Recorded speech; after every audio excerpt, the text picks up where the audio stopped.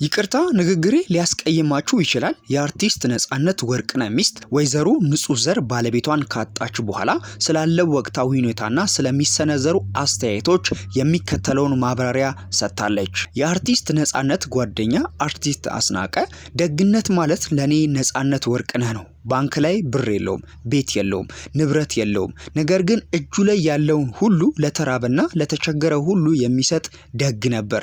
አሁን ነፍሱ ካለፈች በኋላ ስለ አካባቢውና ሰፈሩ የሰማሁት አንድ የሚገርም ነገር አለ ሲል አርቲስት አስናቀ ስለ ጓደኛው ልብ የሚነካ ንግግርን ተናግሯል። በቅርቡ በድንገት ከዚህ ዓለም በሞት የተለየው የተወዳጁ አርቲስት ነጻነት ወርቅነህ ባለቤት የሆነችው ወይዘሮ ንጹህ ዘር በላይነህ ከምንጊዜ ሚዲያ አዘጋጅ ተወልደ በየነ ጋር ባደረጉት ቆይታ በደረሰባቸው መሪር ሐዘን ከጎናቸው ለቆሙ ወገኖች ሁሉ ልባዊ ምስጋናቸውን አቀረቡ። ወይዘሮ ንጹህ ዘር ባለቤታቸውን ካጡ በኋላ ስላለው ወቅታዊ ሁኔታና ስለሚሰነዘሩ አስተያየቶች ሰፊ ማብራሪያንም ሰጥተዋል። የነጻነት ሞት ገና አሁንም አልተቀበልኩትም፣ ይመጣል አገኘዋለሁ እያልኩ ነው የምጠብቀው። በስርዓት አልተሰናበትኩትም፣ ብቻዬን አላገኘሁትም። አሁን ነጻነት የህዝብ ነው፣ ለኔም የኔ ነበረ። አጣሁት፣ ብቻዬን አላለቀስኩም፣ ሁሉም ከጎኔ ነበረ። እኔ እንጃ ምን ማለት እንዳለብኝ ራሱ አላውቅም። ይቅርታ ንግግሬ ሊያስቀይማችሁ ይችላል ግን ይቅርታ አላማ ነበረን። ሁለታችንም ልጆቹ እስኪያድጉ ድረስ ትምህርታቸውን እዚህ ሀገረ አሜሪካ ሆነው እንዲከታተሉ ትምህርታቸውን በጥሩ ሁኔታ ከተከታተሉ በማንኛውም ዓለም ላይ ሆነው ይሰራሉ የሚል እምነት ነበረን ሁለታችንም። ለዛ ነው እኔ ልጆቹን ይዤ እዚህ አሜሪካ ቁጭ ብዬ ያለሁት። እዚህ ቢሆንም ግን በየደቂቃው ትንንሽ ነገሮችን እንኳን ከሱ ጋር ነበር የምማከረው በእነሱ ጉዳይ። ራሳቸውን አሟቸው ሐኪም ቤት ልውሰዳቸው ወይስ አልውሰዳቸው እያልኩ ይሄን ጥያቄ ራሱ ከሱ ጋር ነበር የምመካከረው። ብቻዬን እዚህ በአካል ሆኜ ባሳድጋቸውም አንድ ላይ ነበርን። ሳንመካከር ምንም ነገር አድርገን አናውቅም። ይሄን ነው ያጣሁት፣ ባለቤቴን ያጣሁት፣ የልጆቼን አባት። ወይዘሮ ንጹህ ዘር በባለቤታቸው ዙሪያ በተለያዩ ወገኖች ስለሚሰነዘሩ አስተያየቶችና ግምቶች ተጠይቀው ሲመልሱ ወዳጆቹና አድናቂዎቹ የሚሰጡት የተለያየ ስሜትና አስተያየት ለሱ ካላቸው ጥልቅ ፍቅርና ክብር የመነጨ እንደሆነ እረዳለሁ ብለዋል። አክለውም ማንንም አልቀየምም፣ እንደዚህ አላችሁ ብዬ ማንንም አልወቅስም፣ አመሰግናለሁ በማለት በትዕግስት እንደሚያልፉትም ገልጸዋል። ባለቤታቸውን ማጣታቸው በቤተሰቡ ላይ የፈጠረውን ከፍተኛ ክፍተት የገለጹት ወይዘሮ ንጹህ ዘር አሁን ባሉበት አስቸጋሪ ወቅት የህዝቡን ድጋፍ ጠይቀዋል። የምለምነው ልጆቼን በሰላም ላሳድግ፣ እሱን አጥቼ ቢሆንም ለልጆቼ ልኑር፣ አብራችሁኝ ሁኑ ሲሉ ጥሪያቸውን አስተላልፈዋል።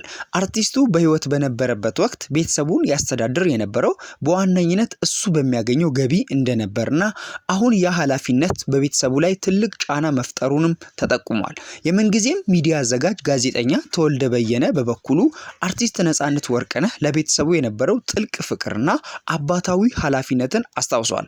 አርቲስቱ ለሌሎች ኖሮ በተግባር ያሳየውን ፍቅር እኛም ለቤተሰቦቹ እንድንመልስ የማገዣ መንገድ መዘጋጀቱንም ገልጿል። በዚሁ መሰረት ነጻነትን የሚወዱና የሚያከብሩ ሁሉ በተሰራጨው በሚታየው የባንክ ሂሳብ ቁጥር እንዲሁም በባለቤቱና በልጆቹ ስም በተከፈተው የጎፈንድሚ ገጽ አማካኝነት የተቻላቸውን ድጋፍ እንዲያደርጉ ጥሪ ቀርቧል። ጋዜጠኛው ይህ የፍቅራችሁን ለነጻነት የነበራችሁን አክብሮት መግለጫ ነው ሲል የድጋፉን አስፈላጊነት አጽንኦት ሰጥቶታል። ወይዘሮ ንጹህ ዘር በላይነህ በንግግራቸው እግዚአብሔር ይስጥልኝ ከማለት ውጪ ሌላ ማለት አልችልም፣ እግዚአብሔር ያክብርልኝ፣ ነፍሱን ይማርልን በማለት ንግግራቸውን ደምድመዋል። ከነጻነት ወርቅነህ እኔ በግሌ ብዙ የተማርኩት ነገር አለ ይላል የልብ ጓደኛው አስናቀ። እሱም ደግነትና ሰው መሆንን ነው። ደግነት ማለት ለኔ ነጻነት ወርቅነህ ነው። ባንክ ላይ ብር የለውም፣ ቤት የለውም፣ ንብረት የለውም። ነገር ግን ኪሱ ላይ የያዘውን ብር ሰጥቶ እጁ ላይ ያለውን ሁሉ ለተራበና ለተቸገረ ላየ ሁሉ የሚሰጥ ደግ ሰው ነበር። በዚህ ዓለም ላይ ምንም ነገር አያስደንቀውም። ህንፃ አያስደነግጠውም፣ መኪና አያስደነግጠውም፣ ቤት አያስደነግጠውም። መርዳትና መሳቅ ብቻ ነው የሚወደው። በውስጡ ምንም አይነት ክፋት አይዝም። ዛሬ ማታ ተቀያይመን ካደርን እንኳን በጓደኝነት ጠዋት ላይ ደውሎ አስኮ ቁርስ የት ነው የምንበለው የሚል ሁሉንም ነገር የሚረሳ ሰው ነው። አሁን ነፍሱ ከስጋው ከተለየች በኋላ አካባቢውና ስለ ሰፈሩ የሰማሁት አንድ የሚገርም ነገር አለ።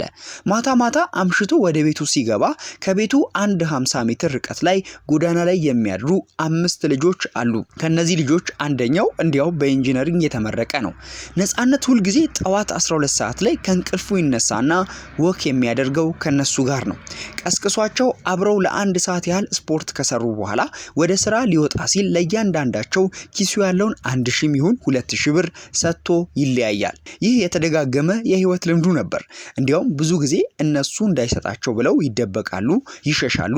በሚደበቁበትና በሚሸሹበት ሰዓት እሱ ማታ ወደ ቤት ሲገባ በራቸው ላይ ብር ጥሎላቸው ይገባል። እዚያው አካባቢ ዩኒፎርም ገዝቶ ትምህርት ቤት ያስገባቸውና የሚያስተምራቸው ልጆች አሉ።